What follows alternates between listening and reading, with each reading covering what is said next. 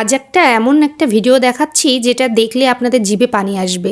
একদম গোস্ত আর ভাত, একদম মজাদার একটা ডিশ কিন্তু। আপনারা বাসায় একটা ট্রাই করে দেখতে পারেন।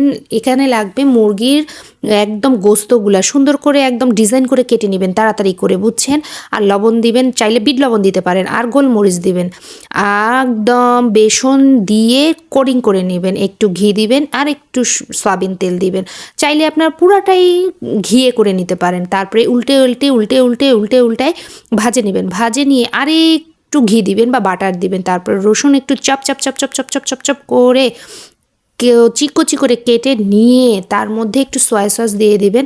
যেন রসুনগুলো ভাজার পরে দিবেন সয়া সসটা দেওয়ার পরে একদম দিয়ে দিবেন একদম হানি মানে হচ্ছে মধুগুলো দিয়ে সুন্দর মতো নাড়াচাড়া করে নিতে হবে, যেন মধুগুলো সব দিকে একদম ভালোভাবে যায়।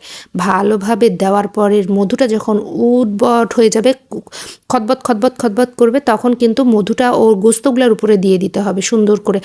একদম কালারফুল হয়ে যাবে। একটু পানি দিবেন সিদ্ধ হওয়ার জন্য।